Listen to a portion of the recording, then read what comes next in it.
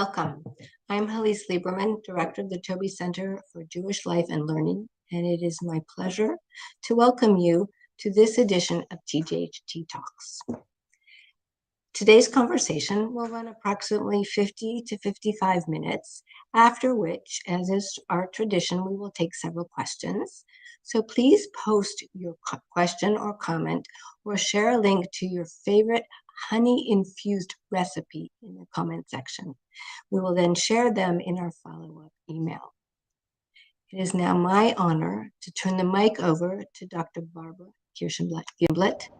Barbara, we are so privileged to have you as our inspiration and moderator. So without further ado, moderate away.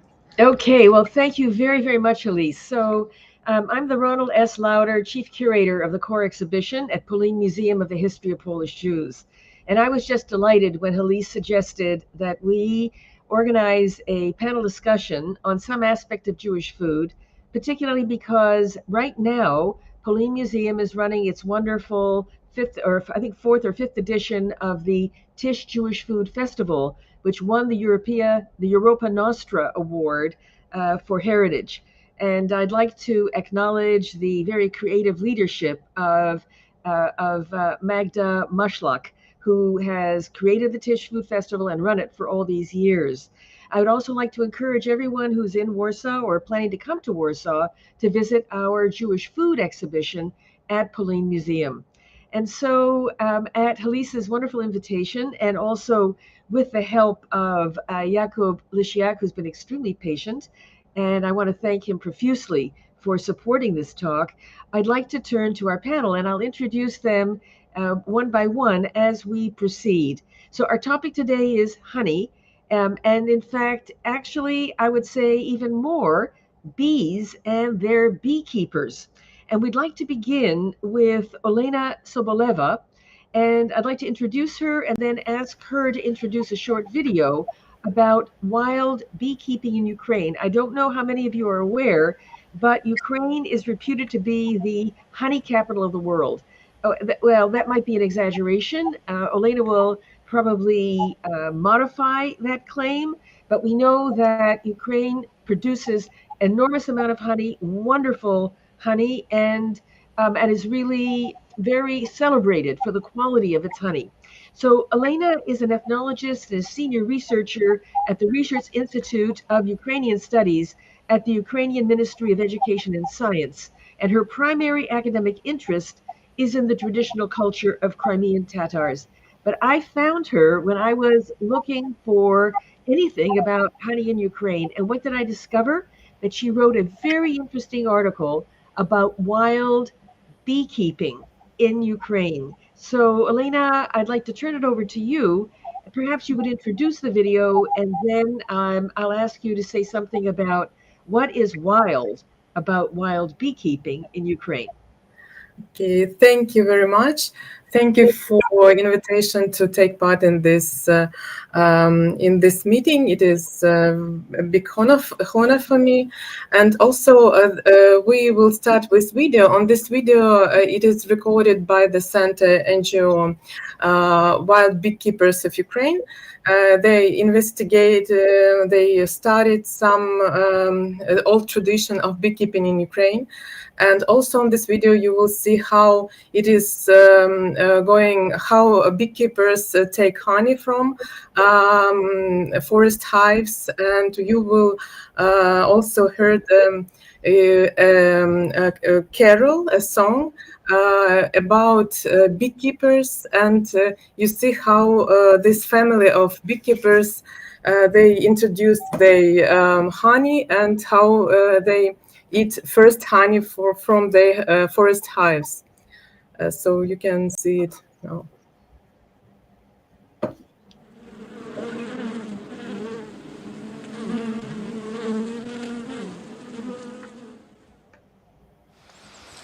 Пан господарю, Бог тебе зове, пан господарю, Бог тебе зове, святий вечір, Бог тебе зове, Бог тобі дає, Бог тебе зове, Бог тобі дає святий вечір.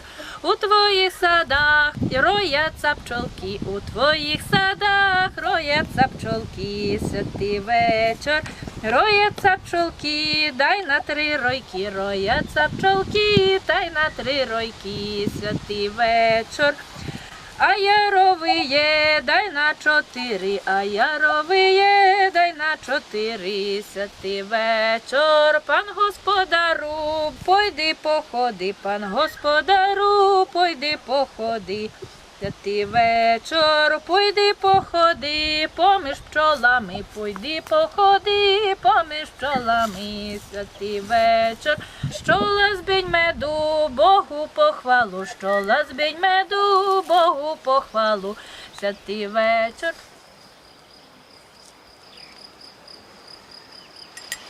Чуєте аромат? Чую.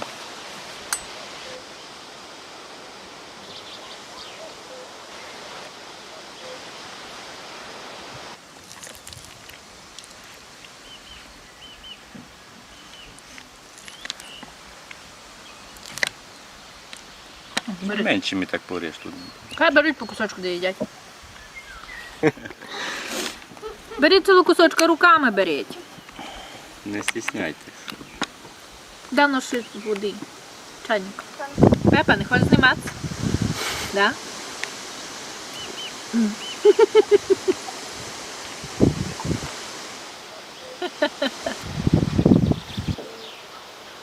Там зараз пташечка вилетить.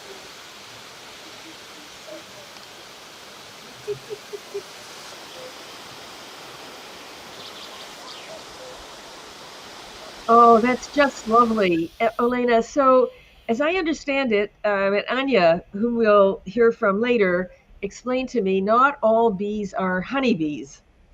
And I want to know, because definitely these bees are being harvested and cared for by beekeepers.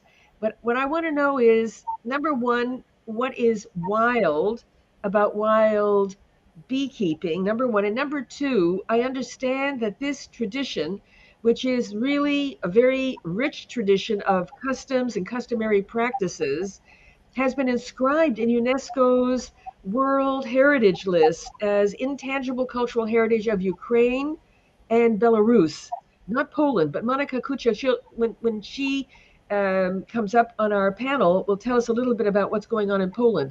So I want to know, number one, what's wild about it, and I want to know, number two, why do you think, and what was the case that was made for inscribing this tradition of wild beekeeping on the UNESCO World Heritage List?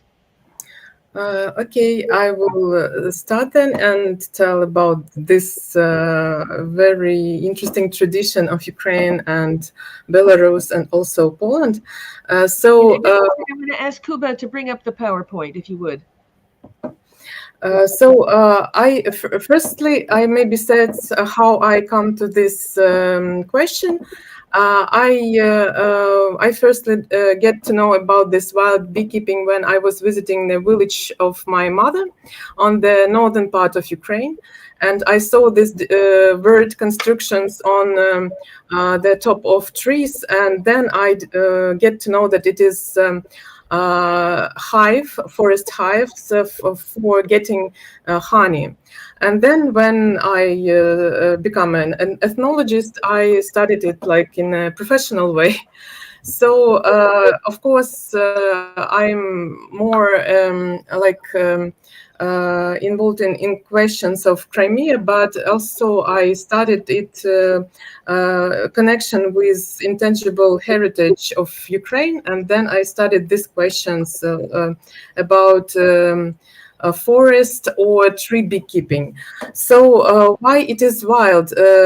Normally in Ukraine, beekeepers in these regions where it is preserved, this tradition is preserved, they do not work much with bees. So they almost bees collect honeys and in the hives or hollows of trees wild, without any, without not a big care of people. That's why they said that it is wild. For the beginning, they also could use just natural hollows in trees, or artificial hollows in trees. In later, beekeepers used hives made with logs, which they hung on trees.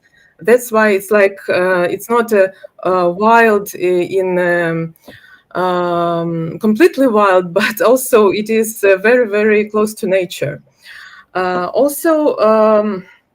This tradition was widespread on the whole territory of Ukraine, in all regions, like in Carpathian Mountains, in the center of Ukraine, in the northern part, in Police region. But in the 19th century, it was replaced by more modern forms of beekeeping. And only on the northern part of Ukraine, in Police region, it preserved till nowadays. Also, beekeepers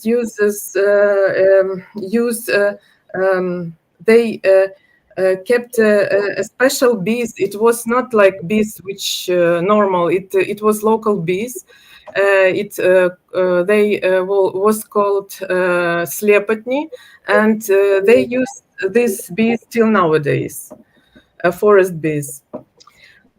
Also, yes, and about tradition, about this ancient tradition. So this tradition of beekeeping and also production of honey, production of wax was mentioned also in medieval chronicles, in medieval notes of geographers, also in different documents of that time.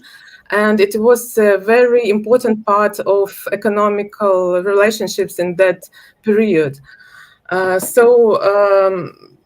is interesting that this tradition was preserved in such archaic form still nowadays. That's why it was decided to be included in the list of intangible heritage of Ukraine and Europe as well.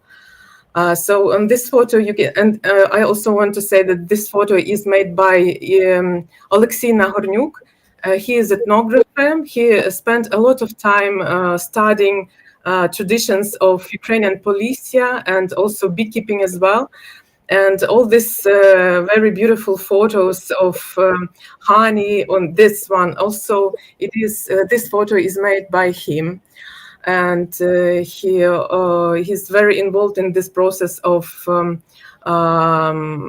preservation of this culture, studying and presenting to other people.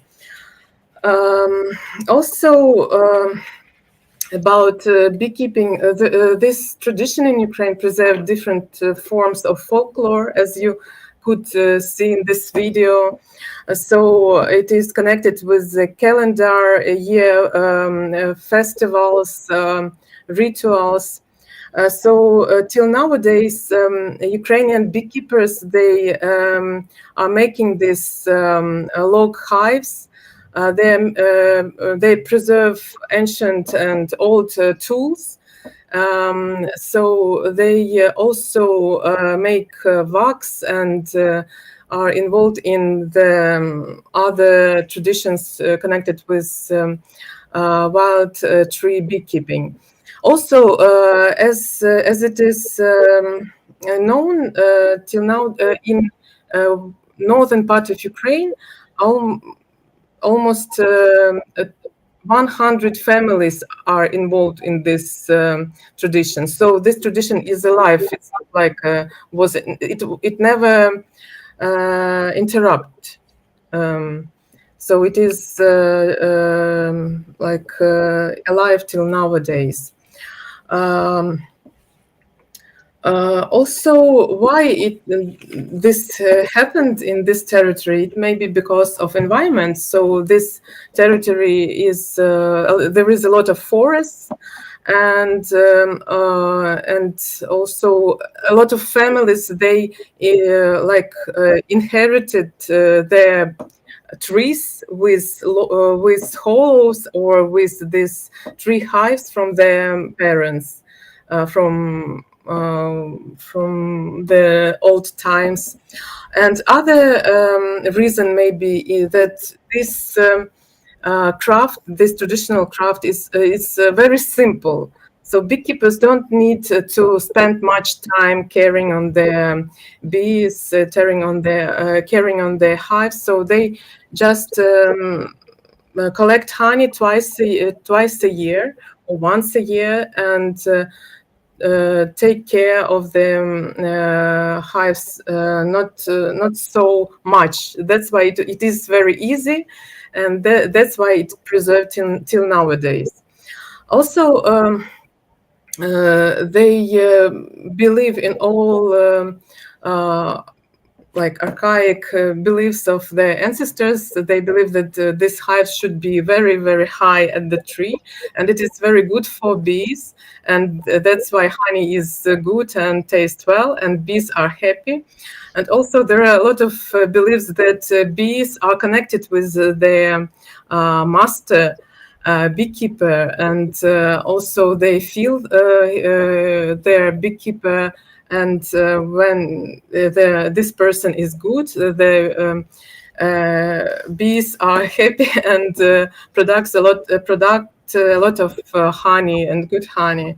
Also, the worst crime maybe is to steal these hives, or to steal bees. That's it is believed that it is a very, very a big crime, and also it is written in even in medieval laws that punishment for stealing hives from the trees, from different trees. So it could be said a lot of about traditions of beekeeping in Ukraine, and ancient, this archaic form of practices. But maybe we will turn on about some nowadays, yes, and situation in Ukraine. Yeah. Let me just, before we go there, to say that it sounds to me that what's wild about wild beekeeping is that the bees are wild. Yes. They're wild bees. Yes, they called slepotny. It's like a kind of bees which are living in Ukrainian, this northern forests. So they still are used in this wild form of beekeeping. So yes. They believe to be very stable for some natural diseases, for some illnesses. So, and don't need to be cared as much as other types of bees. Right. And also, although it may be relatively simple, getting on that swing and hoisting yourself up to those hollows in those trees, that actually I think is quite challenging. And what I'm assuming is that in the wild, bees would make their own hives, God knows where, but by creating these, if you will, somewhere between wild and domesticated, in hollows where you have a kind of human intervention. It's in the wild, the bees are wild, but there's all of this culture around it that I think is extraordinary. But what I'd like to do is to turn just for a moment to this very interesting example of hives, because this is not wild beekeeping, but I just wanted to introduce the hives come in many different shapes and forms. And certainly in Poland, Erika Lehrer has done this work on hives in the form of a Jewish figure. And what I had not realized until I had a look at the memorial book from Złotów, from villages around Złotów, that actually Jews were very involved in the honey trade, that they were, that honey, selling, trading honey was quite a big thing, and that there were customs and beliefs around the figures that were used, that these carved figures were thought to actually bring very good luck in terms of the beekeeping. But you had mentioned, and I thought it was fascinating, what happens to beekeeping in a time of war, both domestic and wild. And this was reported in the New York Times of a beekeeper who maintains his hives even during the war. But this was a story that you told me that I was amazed. I thought maybe you would say something about this soldier who's a beekeeper. Yes, it is Maxim Bortnik. He is the founder of this NGO, Wild Beekeepers of Ukraine, Bortniki Ukraina. He made a lot of preserving this tradition. He made reconstructions and so on, and also he is connected with this video and all these activities of learning wild beekeeping. And I'm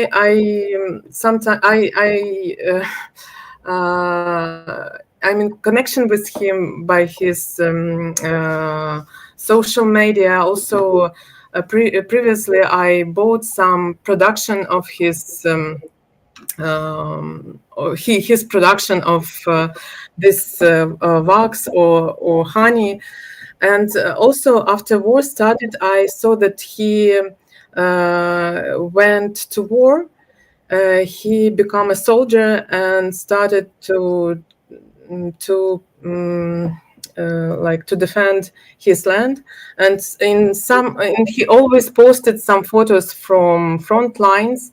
And on some photo here, you can see he found abandoned hive on the front line and decided to collect honey.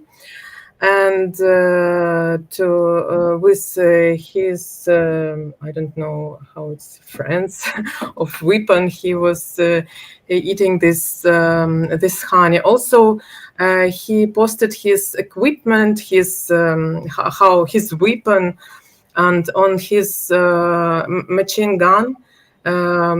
He depict this signs of magical signs of beekeepers, of Ukrainian traditional beekeepers. And I think that he has this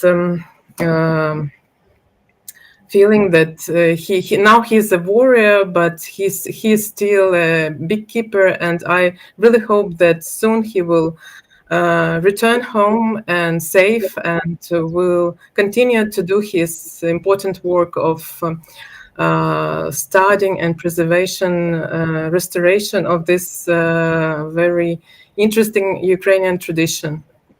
Thank you very, very much, Olena. I just think this story of wild beekeeping in Ukraine is just astonishing. It's a wonderful story, and I so appreciate your sharing it with us. So now we're going to go from wild beekeeping high in the trees in forests in Ukraine to Warsaw, on the rooftops of apartment buildings, inside apartments, on meadows and vacant lots. And I want to introduce our next speaker. I want to introduce Kamil Baj, who has been passionate about beekeeping since the 1990s. So that is a very, very long time. And I know that he and his wife Agnieszka, if I remember correctly, have been involved not only in beekeeping as such, but it's an educational mission. And it involves kids and school groups and many other people. And so I want to, and they've created their own organization, their own NGO. So, Kamil, I wanted to ask you, first of all, how did you get interested? And what prompted you to form your beekeeping organization? And what is its mission? And what does it mean to be a beekeeper in a big city, and Warsaw in particular? Mm-hmm. Thank you for having me. So it all started in the 90s when my father set up his own first hives on the countryside. So it was a traditional beekeeping. And I got involved from the very beginning as a kid. I was 15 years old. And it got so much interest from me that throughout that time, it was still my hobby. I was going to my parents' place, helping them with the apiary. helping them with the bees. I had a completely different full-time job in a multinational company, but I was still so much involved with the bees that when I first heard about the urban beekeeping in 2013, I thought, wow, this is what I want to do in Warsaw. I want to have bees closer to me. I don't need to travel that much. And this started in actually a year later, in 2014, we got first 10 hives in 3 places in Warsaw, but then it just ramped up. It was crazy because the next year it was 43, the next one was 77, and then suddenly we popped up to different other cities, not only Warsaw. So actually the organization you mentioned is Pszczelarium. I know it's hard to pronounce in English, but it's connected to the honeybee name. Anyway, we are now present in like 40 cities around Poland, based in Warsaw, where we have only in Warsaw we have 45 locations for the hives.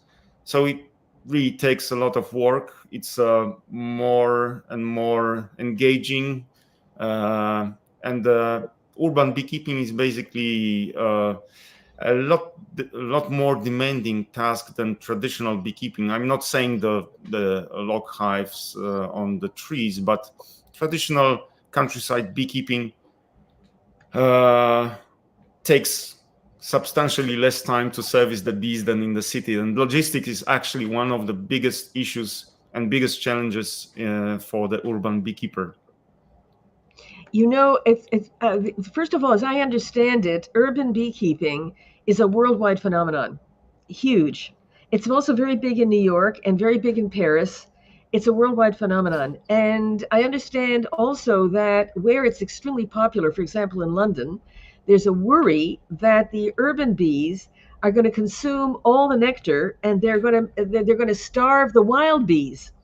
But you know, at Warsaw, in the post-war period, when Warsaw was rebuilt, it was made into a very green city with a lot of parks, a lot of green areas that were intended to be like the lungs of the city. And that, I think, would make Warsaw a fantastic place for urban beekeeping. I mean, better than other cities where they don't have so much green space. I mean, would you agree? Yes, let me tell you that my average harvest from the urban hive is like 25 kilograms per year, whereas on the countryside I get maybe 10 to 15, so substantially less honey, which shows how abundant the city is of flowers, right? So when there is a blossom, for example, of linden trees, the bees have really a lot of work, and they cannot even pollinate all the flowers of the linden trees. And of course, there are concerns, because in any place, if it's a city or not, in any place where a beekeeper will place too many hives, the surroundings will be overcrowded with the honeybees. But in the long term, the beekeeper would need to reduce the number of hives, not to make the place overcrowded, so that he or she will take some honey at least from the hive. So basically, having 100 hives in one place doesn't give you 100 times more than having one hive in this place. Because it has to do with how much natural pollinating they can do. Yes, what is the potential of the forage near the hive? Basically, the beekeeper would look at a radius of up to 2, maybe 3 kilometers. On the countryside, it's quite easy, because you have a large plot of lands, you have agricultural areas, but in a city, it's not possible even to define what honey you will harvest from the hives. And surprisingly, we had honey of mixed linden with clover honey. We had ivy honey.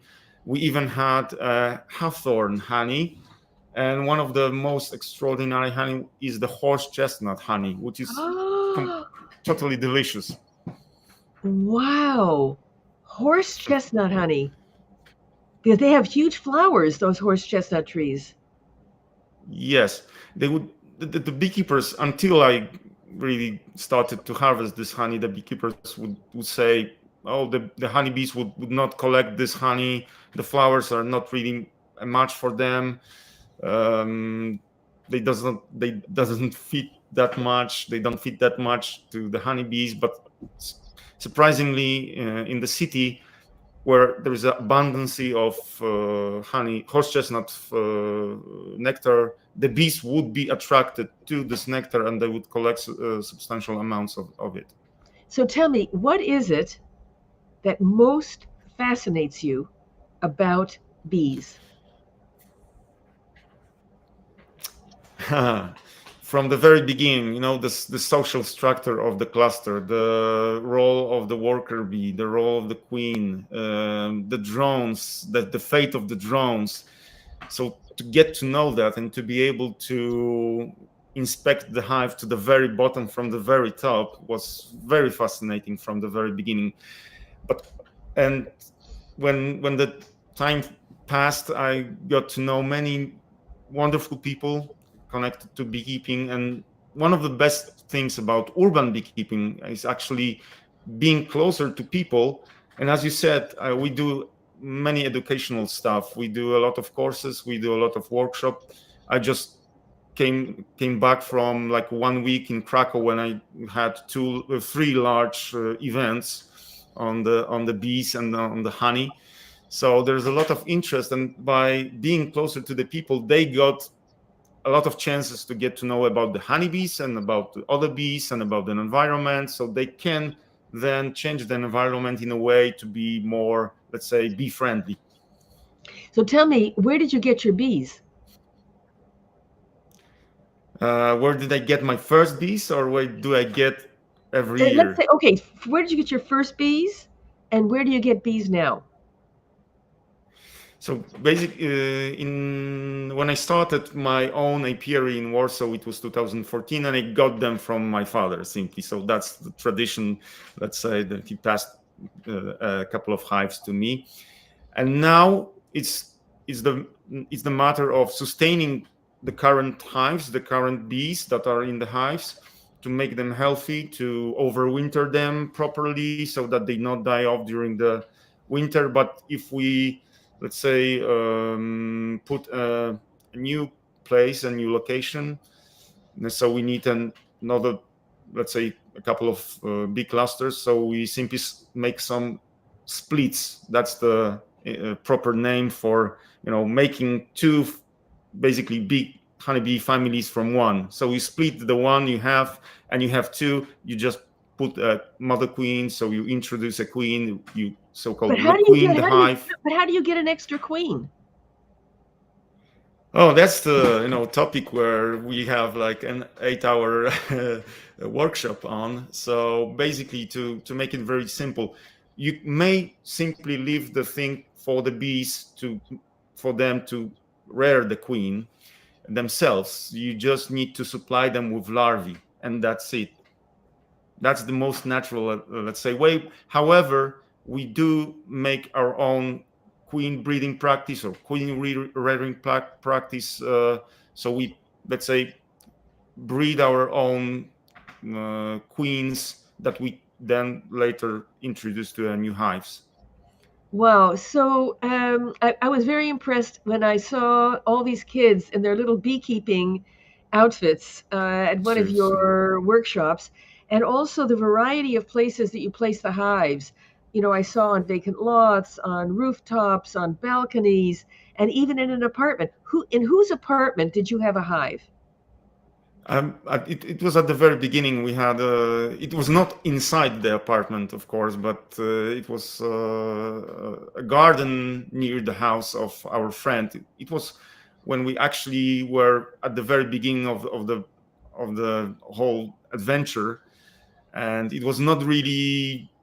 It was so new to people that they were somehow afraid of the honeybees in the city. But then the reality showed that people don't really need to be afraid of the bees. But here, just behind me, there is a balcony where we have 3 hives. So the bees are really not aggressive, mild, if they are being taken care of properly. Okay, well, thank you. We're going to come back because I have other questions for you about the honey and the wax, but we'll come back to that. But Kamil, I think your project is extraordinary, and I know there's beekeeping in New York, so there's a kind of and also that some of the beekeepers, they actually create I would say so-called regional honeys, and they're honeys by neighborhood. And so there's Soho honey, and there's Greenpoint honey, and Williamsburg honey, and so you can taste the neighborhood, and it has very much to do with where there are green spaces, which is not. I mean, we have Central Park, but I don't think we have as much green space as Warsaw, which is really very green when compared with other cities. Well, thank you very, very much, Kamil. So now I want to turn to Anna Rok. And when I told Agnieszka Dulemba at POLIN Museum that we were doing this session, she said, "Oh, you've got to talk to Anya. She has got hives in the Jewish cemetery in Warsaw," which I thought was astonishing. So I contacted Anya, who was born in Warsaw, but more specifically, as she explained to me, she was born in Wola. So what I'd like to do, and also beekeeping, well, she's going to tell you her story, but by profession, Anya is a sound engineer, and she's worked on many documentary films, among them Communion and Bucolic. And so she's really in the film industry, but she was born in Wola in Warsaw. She grew up there, and somehow or other, and she will tell you how she came to beekeeping and how she came to the Jewish cemetery. So, Anya, I invite you to tell your story. Hi, thank you very much for the invitation. Well, I am just a beginner. I work in the film industry and I work on set, so I travel a lot. And I was always interested in bees, and I participated in some workshops, and I was assistant in one beekeeper in Warmia, the region in Poland. But there was a moment of the COVID break where I didn't have work at all. And it was a beautiful moment when I started to, and I said, okay, well, maybe I can try something. And a friend of mine proposed me, hey, Anna, there is a space where a friend of mine has had some bags, some beehives. I know that you are interested in this subject for many years, so join us. And I came, but it was on the very, very far from my house, on the other side of the river in the south. I live in Wola. My grandfather used to live there. And it was impossible to go there. And I said, no, I know already that if you want to look after bees, you have to be like close to them. And I was looking for the space, calling some green space, green gardens in Żoliborz district, and people were not able to take a decision during the COVID time, and it was hard. And I already ordered my first hive, and I said, well, but there is no space. And then I said, well, Anna, just think, where there's a green space close to your house? And they just, well, there's a Jewish cemetery, very old place with beautiful old trees. And I just sent a message. I just called. I tapped the name by the internet and just called. And the head of the cemetery, Witold Rosiński, took the phone and said, well, I explained him that I would love to try. I'm just a beginner. What he thinks about it. And he said, well, I'm a nature lover. It will be a nice idea. I will have to tell to the garden keeper to really be gentle to nature, but please wait. I have to discuss with the rabbi. But what was funny, he said, but just wait. Everything is already written in Torah. Rabbi just need to check. So let's discuss 1 week later. And I was waiting, and finally he said, yes, let's try. And it was already 3 years ago. So I started to be like Jewish cemetery started with my very like the place where I go very, very often. and yeah, I'm the beginner, and I started some school where I made 1 year program of beekeeping, and I'm not very like very interested in honey specifically, but for me it's like a beautiful, extraordinary possibility to be present, to learn, and to have the beautiful possibility to walk. And the context of the Jewish cemetery is pretty extraordinary even for me, and I don't know what does it mean for me now, but many things. So yeah. Well, oh, la, la. Barbara, you are muted. This is really a COVID story. Yeah. If not for the pandemic, this wouldn't happen. This is the first thing. The second is that it's a Vola story also, because this is a neighborhood I know that means a lot to you. And I mean, maybe, well, we'll get there in a moment, but I'd like you to say a little bit about how you feel about your neighborhood, because I know you feel very connected and very, very attached to your neighborhood. So the idea of finding a place for the bees nearby was really important. But then also, you told me that one of the questions was where in the cemetery, because the cemetery is a very, very green space, where in the cemetery, and that you found a corner of the cemetery that had been wet and that bodies had never been buried there. So maybe something about your connection to Vola, what it means to you, and the location in the cemetery. Yes, when we were discussing with Witold Brzezinski the place where we can put the hives, he suggested that at the end of the cemetery there used to be a lake, like in the beginning of the 20th century, and there is no grave, and it's sure that it was never the place to prepare some graves. So he suggested to go there, and this place is really like a little bit in the middle of nowhere. So when you walk at the end of the cemetery, it started to be kind of the white space, and you have to continue, and it's still invisible. And then you have to turn left, a little bit turn right, and you will find the hives. And what does it mean for you, to getting back to the questions? Well, Vola has a very complicated story. It was beautiful district, labor class district in 19th century, full of Jewish. I live close to the Jewish buildings, beautiful community buildings, Kolonia Wawelberga. And I'm involved in some activism, local activism. So for me, when I go to the cemetery, somehow I'm connected also to the story of this 19th century Warsaw, and slash the history of the 20th century slash contemporary history.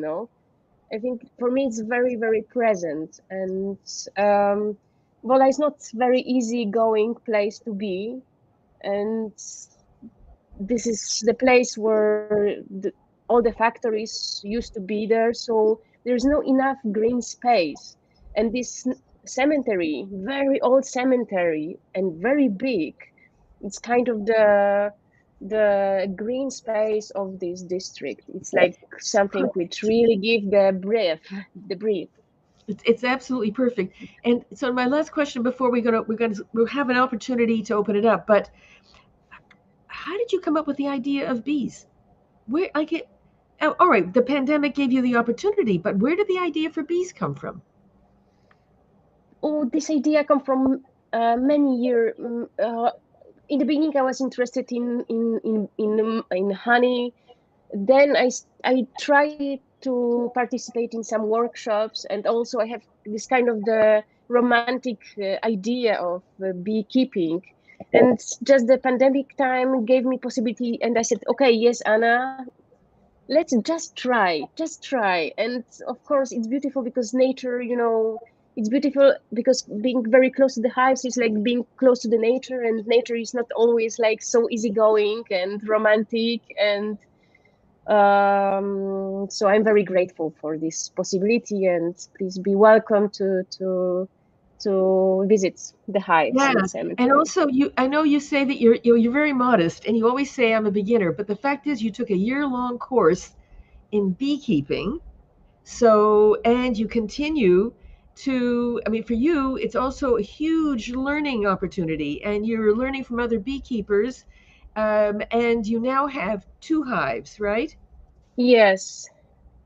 Yes, now I have 2 hives. I made a national program for beekeeping, and I had the diploma. But it was just beautiful because in the beginning I wanted to learn something by the internet, but when people talk too much by the internet, oh, this is not very. I don't like this kind of the language. So I just wanted to have the close contact with people, and it was very, very nice course.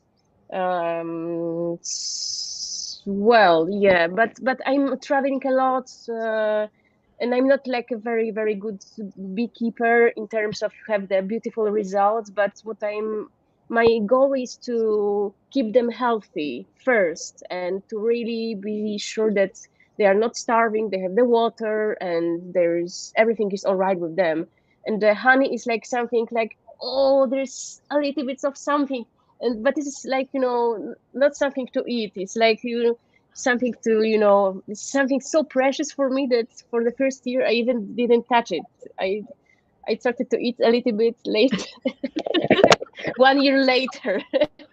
Really, I'm a little bit, I said, well, it's not the goal. So Oh, Anya, it's such a wonderful story, and it's such a beautiful photograph of your hives in that corner of the Jewish cemetery. It's a wonderful, really a wonderful story, and I look forward to visiting the hives with you when I'm in Warsaw. So thank you so much thank for you very sharing much. this. Thank you. So now we're going to Thank you. turn. Now I'd like to turn to Monika Kucia, who is a wonderful, I would say, a person. She's an artist. She's an historian. She's a person of great imagination when it comes to food. And I had the good fortune to be present at this wonderful event, performance that she organized at POLIN Museum, Honey on My Heart, I think in 2016. So, 17. pardon me? It was 2017. 2017, exactly. So Monica's a graduate of the theater studies of the theater studies department at the Warsaw Theater Academy. She's a journalist, educator, curator, and artist. But I know her best around anything and everything to do with food. And it was a great pleasure. Agnieszka Rudzinska introduced us many years ago, and that was one of the great gifts that Agnieszka gave me, was to introduce me to Monika. So, Monika, I invite you to talk about what honey means to you as an artist. Thank you. It's a pleasure to be here and to talk about this wonderful topic. And it's very close to my heart, and it's been for years in many aspects. So, as you said, I curated an event, and I want to tell a little bit more about the intention of this event. It was done for the introduction of the new Epiphanies Festival. I have been a curator of this festival since 2014, so really like 8 years now. And I was doing these big events in the pre-pandemic time, obviously, in different places. And the honey event was actually done in POLIN Museum, which was a great pleasure to actually organize this event there. It was also a great opportunity to sort of combine these traditions like Catholic and Jewish, and sort of show the connection, and sort of, it was all about abundance in my intention. The honey was like the golden treasure, and something that, you know, we all can sort of obtain, and we can have it. And what I want to say is, because we haven't said it yet here in this discussion, that for me, like the process of making honey is like a metaphor of the spiritual self-development of any human being. So for me, it was like the first fascination while creating this event was about really the process that in everybody is sort of done through the sweat and, you know, like struggle, but also like beautiful things can emerge from this work. And I was also inspired by the bee queen, and the fact that it's all constructed in such a wonderful, perfect way. It is, I don't want to be over poetic, but it is like the holy geometry and the creation of the hive, and the way that everything is used. This is like unbelievable, like that you can use the wax, you can use the propolis, you can use the milk. And if we can have another slide, so people can see actually the table, the laboratory that I created. It was, oh, this one, yeah, thank you. So this was, if you remember, this was a place where you can sort of explore all the products connected with the hive, not only with the honey, but also the food for the young bees, like it's called pierzga in Polish, and all these products that are connected with creating, with making honey, and all these different types of honey. And they depend on the terroir. They just depend on what bees are feeding from. So this was really something for the audience, for the participants to explore, and to sort of have this opportunity to realize how rich, how amazingly organized it is, how sort of, you know, perfect, and it, for me, is fascinating. And what I also wanted to say is that actually, without you knowing it, for this event, I actually obtained the honeycomb from Kamil. And this was actually from the urban apiary of Kamil and Agnieszka. And also we showed the film of Oleg Nazaruk, because all the wild bees were fascinating for me, obviously. And we had the Ukrainian, many Ukrainian songs by Jagna Knitel and other people from the group that sings all traditional Ukrainian songs.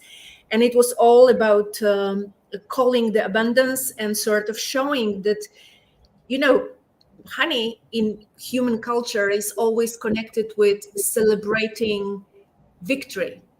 It's sort of, you know, something that always is like a precious, something that is very appreciated, and it's like a symbol of wisdom, of also of the deeper knowledge. And for me, it's sort of sacred thing. It's like a, you know, something that should be really appreciated. So this was this event about, and I create this event in the way that people come and they explore and they see things through their own eyes. So they touch, they taste. And we had also the exhibition of old etiquettes of meat there. And in other events, I explored other subjects, but this one was like around honey. We also, if you remember, we were gathered in this quite small space, so many of us, like 120 people or something. So we were really like squashed, like in a hive, and we created this little room where you can got in, and you had this sound of the bees, and there was like, you know, like you were in this hive, like hidden, or, you know, it was something to just sort of have the feeling of knowing how it is to be a hive, to say. But my idea was to actually have your imagination as a participant around this amazing product and around this amazing culture of bees, because this is something that for me, it's like one of the miracles of the world. So this was my perspective. But first, I was doing a lot of things with the traditional Polish food. So, you know, I visited many apiarists, and as you know, I've done many study tours and invited people from all over the world to see like Polish producers, and took people to the field, to the villages, and it was done on the invitation of the Adam Mickiewicz Institute of the Ministry of Polish of the Ministry of Foreign Affairs, or the Polish Institute, like in New York, for example. So the journalists and other people could visit places like Pszczelarium of Kamil while in Warsaw, or like apiarists in the villages. So I've met these people who really protect also the heritage, because honey is so much connected with the terroir, with the place, with the tradition of the local way of making honey, of dealing with it. And it is we actually, what I wanted to tell you all is that we have like this list of the protected products. You know, it's like traditional products. Every European country has it, and we don't have many products. It's over 40, but 1/4 of it is honey. So it's so it's really like a lot, and the list is growing, obviously. But and we also have something that is called meat, and it's like the fermented honey and water, and it's combined, and it's sort of matured, but it's been known in Poland for over 1,000 years. So this is something I think it's worth mentioning here, that this is something that we have a long history here of, and this is also done in a very particular way, and it's also the tradition of really like Polish kings, and something that is very unique to Polish food culture. And I want to say that probably this should be said as well, that Poland is called a land of milk and honey. So this is what I would like to say at the end, because maybe not now, but you know, this is the metaphorical way of seeing our country as something rich and abundant and beautiful.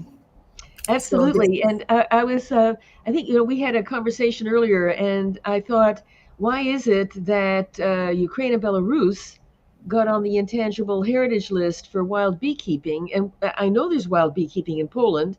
Why not? And then you had said, well, yes, but there are protected honeys.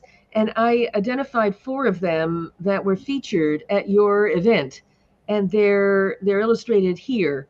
But is there, does Poland have any honey-related traditions that are on the UNESCO World Heritage List? No, which is really, but anyway, I did attend this event. It was utterly memorable. It was so beautiful. And what was so beautiful about it is that it was a way to experience honey from every possible direction. It was multisensory. It was to see it, to smell it, to taste it, to hear it, to touch it.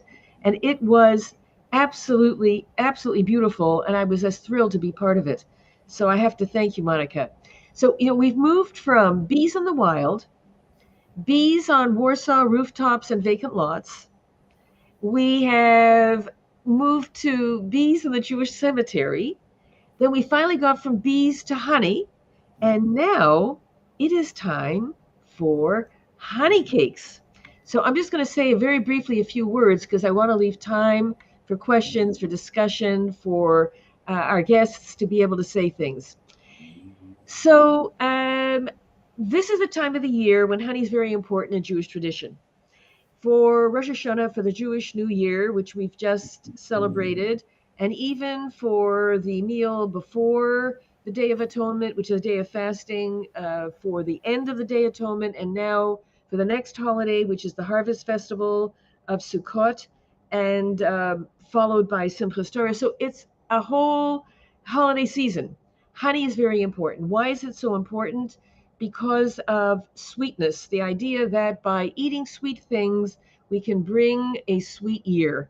And so the tradition of apples and honey cakes, and honey used in the sweetening of carrots for tzimis, anything sweet is very, very connected to bringing about in this, I would say, homeopathic way of bringing about a sweet new year.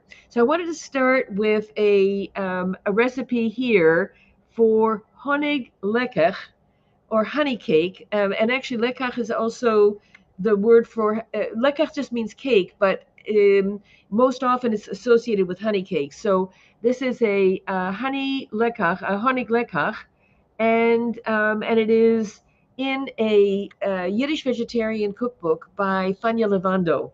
It has been translated and adapted in Polish, translated and somewhat updated in English, but this is an image of the original cookbook. It was published in Vilna in the late 1930s. She was a very, very interesting woman, and everything in it is vegetarian. And Monika was kind enough to host an event and an evening at her place where we cooked just from Levando's vegetarian cookbook. So here we have from the pre-war period a recipe for honey cake, and here is an image of Fania Levando, and her honey cake calls for buckwheat honey, and it calls for, as you would expect, cloves, oil, baking soda, and rye flour. Now this combination is classic. Rye flour and buckwheat honey, and I've made a honey cake. I'll show you the one, my favorite that I make. But why? Why rye flour and why buckwheat honey? Well, first of all, buckwheat honey is a very strong honey. It has a very, very distinctive, it's a dark honey. It has a very, very strong flavor. And of course, buckwheat, or kasha, in English, when we say kasha, we mean buckwheat. I know in Polish, it can be many things. But in any event, of course, buckwheat is grown very widely. It's very abundant. And buckwheat honey is very distinctive. Now, honey and rye flour are hygroscopic, and that is that they attract and hold moisture. So when you make a honey cake with rye flour and obviously with honey, it will stay much moister than when you make a honey cake with wheat flour. So many people say they hate honey cake, and very often it's store-bought, made with wheat flour, and it's sort of dry and it's not very interesting. But when you make it with rye flour, which is really traditional, and with buckwheat honey, you've got something really beautiful. So here are just your ordinary straight out honey cakes, and very often these are made with wheat flour, and they're not nearly as good as making them with rye flour. This is my all-time favorite honey cake. It's the Zingerman's honey cake. Zingerman is a Jewish baker in Ann Arbor, in Michigan, in the Midwest of the United States. And this is a classic honey cake made with buckwheat honey and rye flour. And of course, make it in a beautiful bunt pan. It looks great. And they've made it with almonds and with golden raisins. There's some people who hate raisins, so they leave them out. But even if you made it without anything else, but it's lovely. In my opinion, it's lovely with these big, plump, golden raisins and with sliced almonds.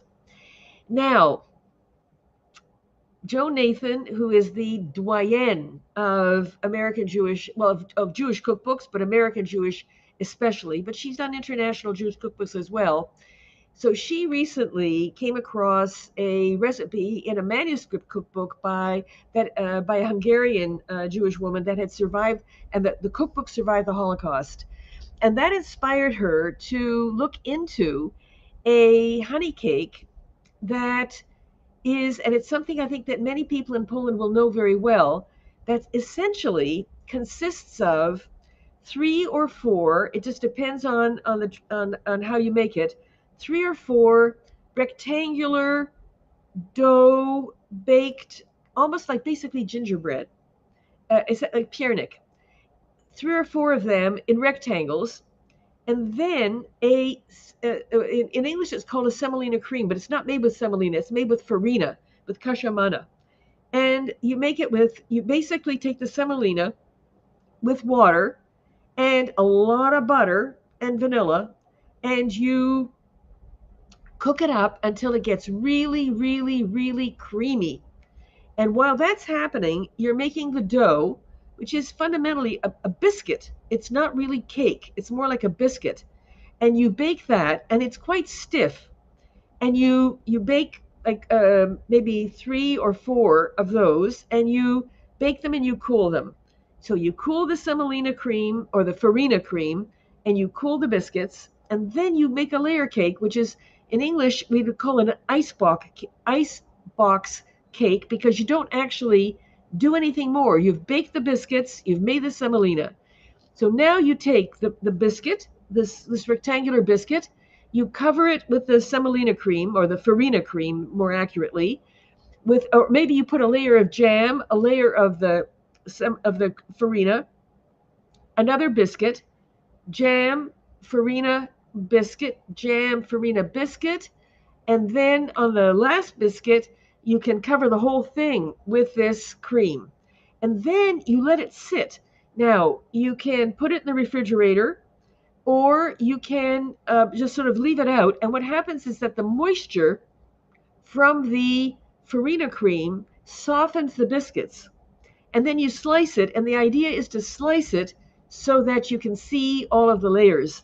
Now, I looked high and low for recipes for this in cookbooks. I couldn't find, the only recipe I could find for it was in a 1960s cookbook in Polish, published in the United States, and the title of the cookbook in Polish is Polish American Cookbook. But I couldn't find it in any of my Jewish cookbooks, and I couldn't find it in any of my Polish cookbooks, but I could find it all over the internet. It was just everywhere. So I don't understand. My theory is that it's a relatively recent recipe, meaning 20th century, maybe early 20th century. Maybe it's an austerity recipe where the so-called cream is a substitute for real cream, but it has a lot of butter in it. So I don't see how that's possible. So for me, it's a mystery. I have no idea what is its history. I just know nothing about it, but I would be very, very curious as to what others might think. And here's the one on the left that Joan Nathan made for the New York Times, and it was the honey cake for Rosh Hashanah that she published this year. And here it is, and it has it's known in Polish by various names, but here it is. It's Grysekowiec. So I would be very interested, and maybe at this point we'll open it up to questions, because I think we don't have that much time left. But perhaps this would be the moment for us to, and it's also known as I should say this, that Medovik is considered to be a Ukrainian national honey cake. The Russians claim it as their national honey cake. It's a completely different honey cake. It's actually made with layers of cake, not biscuit, and with cream, not farina, in the intervening layers. So it's a beautiful cake. It's a delicious cake. It has many, many, many, many more layers. It's much more complicated to make. It's very delicate and very gentle. It's a completely different cake. So that's the story of honey cakes. You can see it can be done in a rectangle, it can be done in a circle. So I'll stop sharing and maybe we can, well, first of all, do the panelists have any questions or comments for each other? And then we can open it up to anything from from our audience. So do you all have any questions or comments for each other? Just maybe one comment Sure. here. So imagine not only we have like contemporary modern hives in Warsaw, but we also do a log hive in Warsaw. What kind of And we hive? also do What a kind? log hive. I mean, in this tree hive, but cut tree. It's not high in the tree, but standing on the ground. But it's still a log hive. Oh, a And log. we do have a skep hive, which is also very historic, traditional beekeeping in a let's say bell-shaped hive made of straw. So yes. it's still in Warsaw. It's urban beekeeping, but it's traditional. Oh, that's lovely. And actually, hives, that material culture of hives is exceptional. All the different forms it takes, the materials it's made of, the traditions that are associated with the making of the hives themselves is a really, really interesting story. Does anybody want to comment on the cakes? I'm just curious if you have any thoughts on the cakes. Olena, do you have any thoughts on the cakes? I won't make comments on Anna's also about the tradition of hives in cemeteries. It's also a very old tradition of Ukrainian wild beekeeping. They do beekeeping in cemeteries? Yes, and I want to say that constructions which I saw in my childhood, it was constructions on the trees on the old cemetery near the place where it used to be a church but it was destroyed by Soviet authorities. And it was this house was like abandoned. And there were some constructions, but I was really impressed because it was like that place with the church and cemetery. But then I studied that it was a very widespread tradition to put hives on the trees on the cemeteries, because there were a lot of trees on the cemeteries in Police region in Ukraine. Wow, Anya, did you know that? No, I'm surprised. Thank you. No, that's absolutely fascinating. And Monika, do you want to say anything about the honey cakes? Well, I invited a lady from Chechnya to the event in Basel. It was called All Inclusive, and it was a performance about all the cultures that create Polish food culture, but they are not in the mainstream. So also it was, I invited a refugee from Chechnya, and she actually made this miodownik, this cake that you were showing. And this is something that is very popular in these parts of the East, like like Chechnya and other countries, like from Caucasus. This is like very rich, very sweet, and something that honey is also a very good preservative, so it can be kept for longer because you use honey. So I have quite good sort of very warm memories connected with this cake. And also I know that Janeta Bogdanowicz in the Kruszyniany, she's a Tatar who actually preserves the Tatar culture in Poland. She also makes this sort of cake, and honey is also used in this in their celebrations, in the events of some celebrations in the Tatar culture, and Polish Tatars as well. So I just have the feeling that, as I told before, that honey is connected with celebration, with it's something special, and it is in probably in every culture in the world, we could say.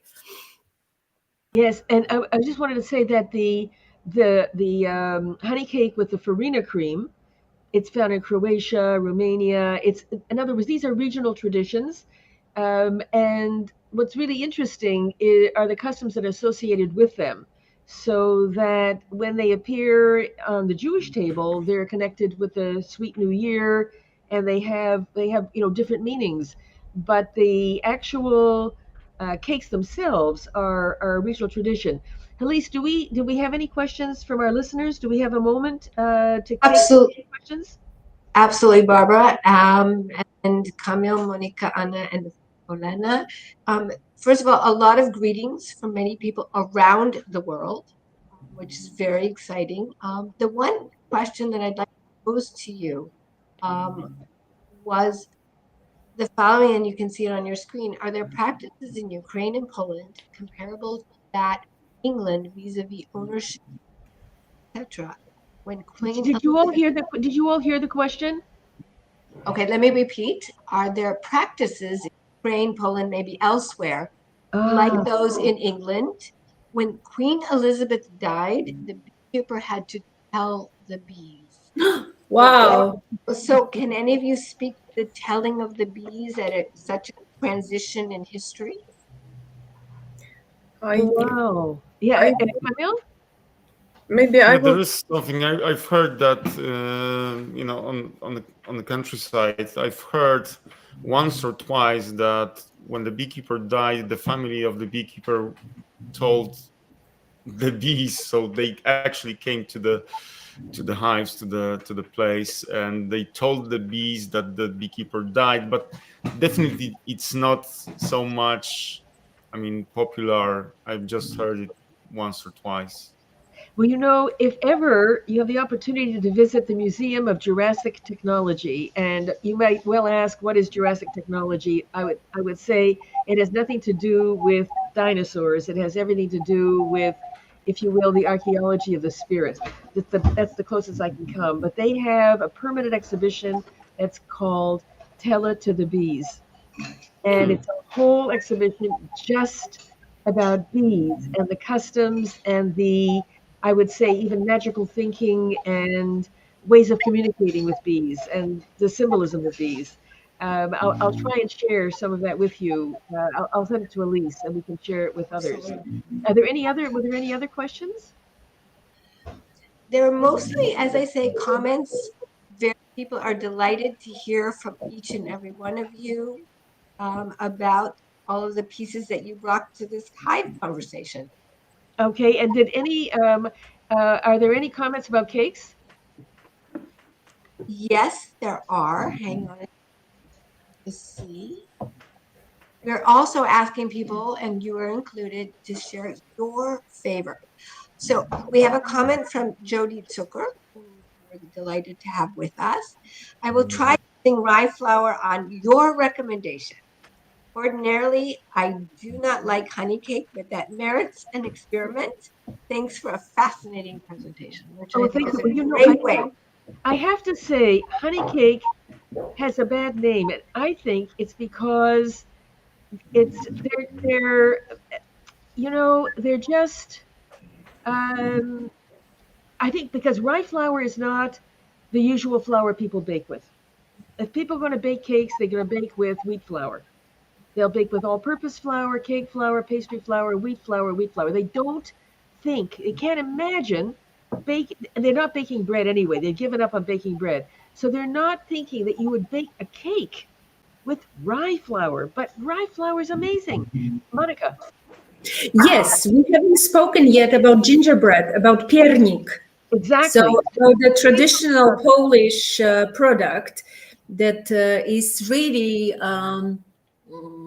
it's rye flour first. It's maturing, so you need to give it time, and it's made with honey, and also it preserves the cake.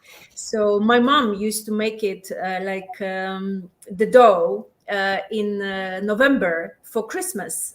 So it would mature for 6 weeks, maybe. And this cake is very well known in Polish tradition. And in Toruń, there is a gingerbread museum, and Toruń is famous for pierniki, for gingerbread. And it's sort of it's connected with all those Arabic flavors, these special spices, and it used to be not that sweet. There was honey, but it was not very sweet actually. But it became sweeter over the years, obviously. But this is something that you cannot really imagine without honey and without dry flowers. So this is something people really connect with, especially with Toruń, but also with Polish culture, I would say. Yes, and actually this is, in the general category of pain d'épices. So it's a pan-European phenomenon of, cloves, cinnamon. Those are the usual. There might be others, like maybe cardamom, but cinnamon and cloves for sure, and ginger, of course. And also, I always found it amazing when I've read recipes for it as you described it, that it had rye flour, honey, those spices, and eggs in it, and then it was cured. The dough itself was left for weeks, maybe even months, before it was made into gingerbread, which would be more like a biscuit than a cake. It's really, of a completely different order. But Toruń is like the gingerbread capital, well, certainly of Poland, but it's really famous for piernik, and that has a whole culture and a whole history unto itself. Elise, any other? Yeah. One more, and then we'll close Okay. with some final comments. But very interestingly, from Amalia, are there records of Jewish beekeeping families, traditions in any of the cultures covered here?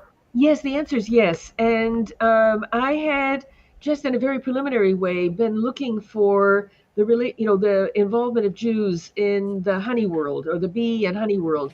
And I found, at least, and I didn't do a very thorough search, but it would be worth looking at. But in one of the memorial books for one town that I mentioned earlier, the Jews were actually instrumental, not so much in beekeeping, but in the honey trade. In other words, they go around the villages, they get the honey from the beekeepers, and then they would be responsible for marketing it, distributing it, selling it, and they were very, very involved in it at that level.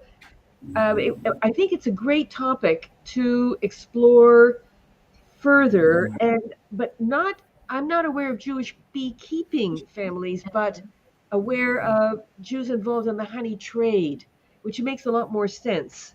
I don't know about Ukraine, but I'm sure probably it's comparable in Ukraine, as well as in Poland. But I think it'd be a great topic, and we don't really know that much about it. But there is material, definitely there is material.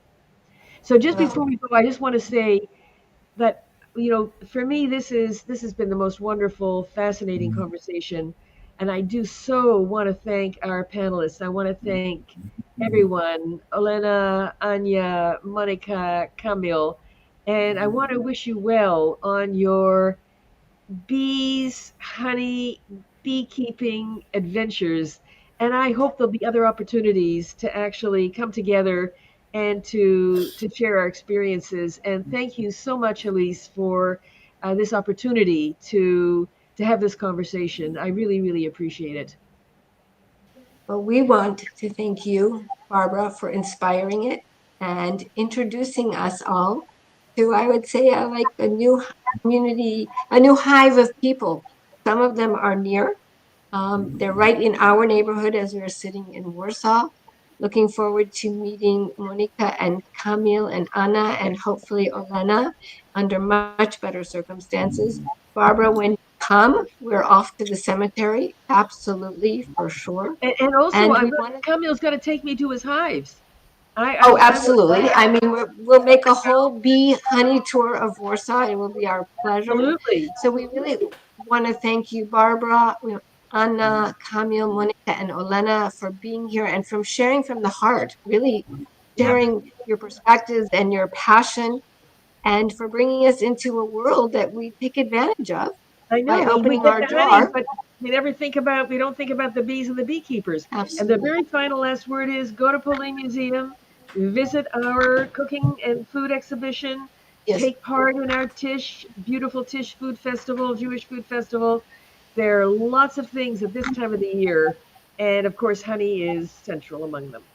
absolutely. And I want to thank Magda Mashlak, who's the director of the TISH program, a friend and colleague, for helping us and contributing. We're honored to be part of the program, hopefully extending our arms beyond outside of Poland, as we'd like to do, and bring more people in.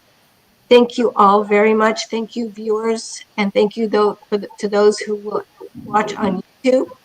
You can replay this, and we will be back. I think all of us will be back together to explore other abilities a little bit farther, perhaps from the hive. And we look forward to seeing you on November 23rd with our partner at the Warsaw Jewish Film Festival. In the meantime, for those of you who are curious about the holiday of Sukkot, apparently bees seem to come out, and you can explain that phenomenon at our next conversation, who are attracted not only to the honey on the table, but the people inside. We invite you to do that. And again, dziękujemy bardzo. Thank you very much for an absolutely delicious conversation. Thank you. Thank you. See you soon. Thank you.